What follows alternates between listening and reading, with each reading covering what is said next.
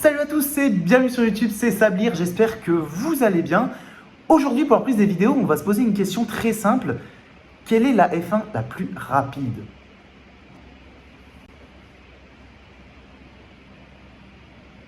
Vous pensiez vraiment que j'allais vous répondre? Non?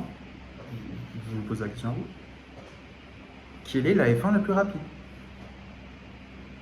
Bon, c'est quoi, je vous laisse 10 secondes.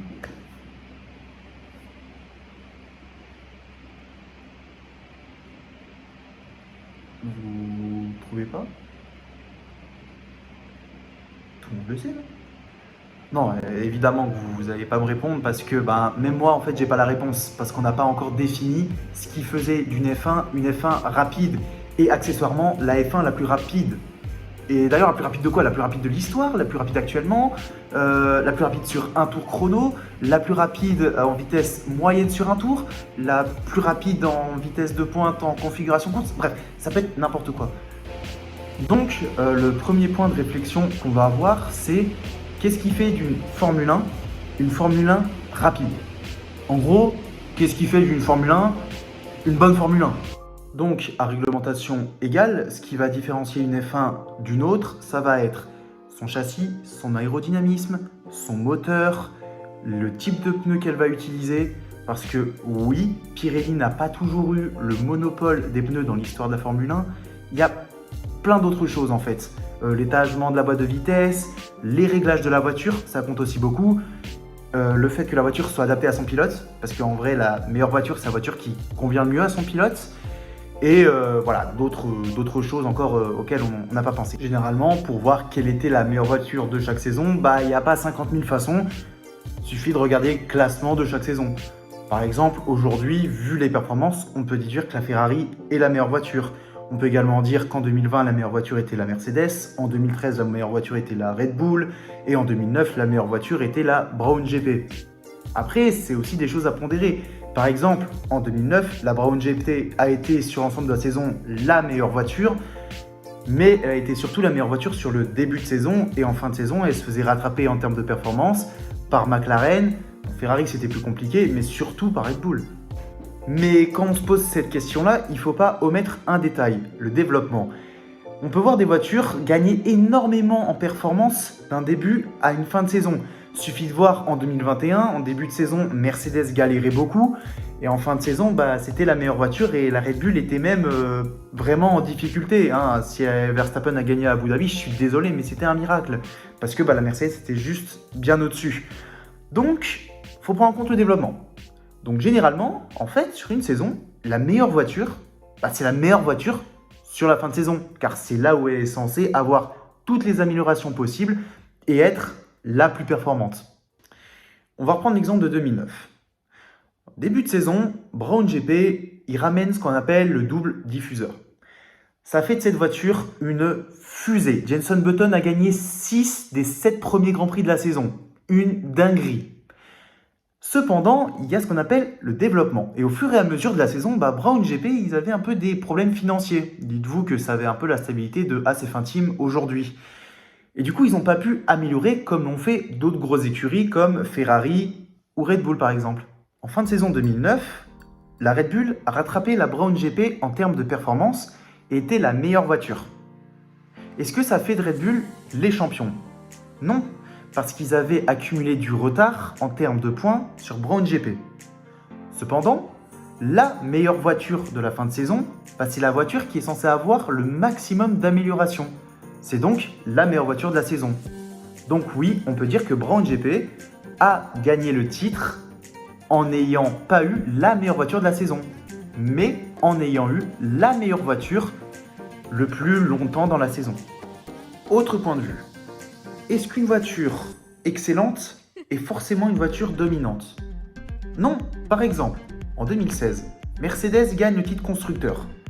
Avec 2 pilotes qui se battent pour le titre, certes entre eux, se volent des points, Grand Prix d'Espagne, mais ils sont champions du monde constructeur, je crois, au Grand Prix du Japon. Je sais quoi, 5 Grands Prix de la fin, 3, 4, 5, bon, bref, ils sont largement champions constructeurs.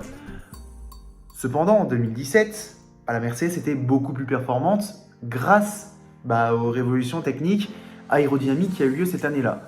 Cependant, Ferrari était quand même beaucoup plus proche de Mercedes et la voiture était beaucoup moins dominante, surtout sur les premières manches.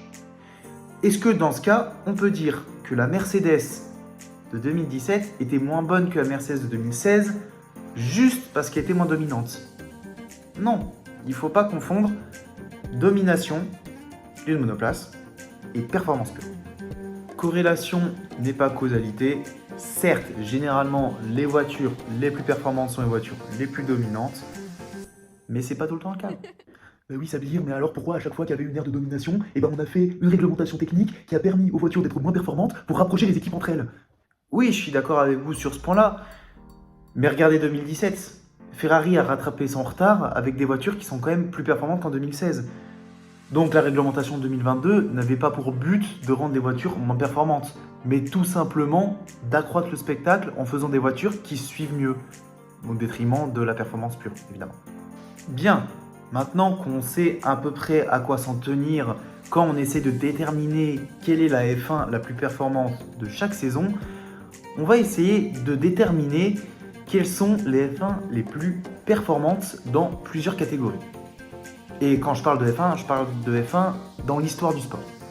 La monoplace qui détient le record du tour sur un circuit le plus rapide en termes de chrono pur est la Mercedes W11 de 2020 et le record est détenu par le Finlandais Valtteri Bottas qui a réalisé en 2020 une pole position en 53 secondes et 377 millièmes sur l'ovale de Sakhir. Ce record a été permis par plusieurs facteurs. Déjà, la dimension du circuit, 6e circuit le plus court d'histoire de la Formule 1, énormément de lignes droites, ça rend son tour extrêmement rapide, quelle que soit la machine et la catégorie. Et ensuite, la Mercedes W11, vous aurez l'occasion de découvrir plus tard dans la vidéo, est probablement l'une des voitures les plus performantes qui n'a jamais été conçue en Formule 1. Après, moi, j'ai claqué un chrono de 44 secondes sur le circuit des Chirolles, ça rend pas le karting particulièrement rapide, c'est juste que le circuit est très court. Ah, qui ne se souvient pas du Grand Prix de Monza 2020? Une course incroyable et la première victoire d'un pilote français depuis plus de 24 ans. Merci Pierre pour ces émotions. Cependant, on va pas parler de ça, on va parler de ce qui s'est passé la veille de ce Grand Prix. La pole position de Lewis Hamilton, consécutive à un tour étourdissant en 1 minute, 18 secondes, 887 centièmes, ce qui fait de ce tour le tour avec la vitesse moyenne le plus rapide de l'histoire de la Formule 1, 262 km/h de moyenne sur un tour. De moyenne. Et la voiture qui a permis d'élaborer ce record est la Mercedes W11, oui exactement la même qui a établi le record précédent 3 mois plus tard à Sakhir. Voici la McLaren MP80 de 2005. Elle est connue pour une raison, détenir le record de vitesse de pointe en configuration course, et le pire c'est que ça a été fait en essai libre par cet homme, Juan Pablo Montoya, qui n'a même pas fait la pole position après, mais bon, il a gagné la course, donc j'imagine que ça compense. Ce record de 372 km/h a été établi sur le circuit de Monza en 2005. Ça s'invente pas. Mais la F1 qui a réalisé la plus grosse vitesse de pointe, c'est cette Honda qui, en 2006, a atteint près de 400 km/h, 397 pour être précis, à Salt Lake City aux États-Unis. Mais comme vous pouvez le constater, elle n'avait pas d'aileron pour aller plus vite. Donc c'est pour ça que j'ai bien précisé, vitesse de pointe la plus rapide en configuration course pour la McLaren.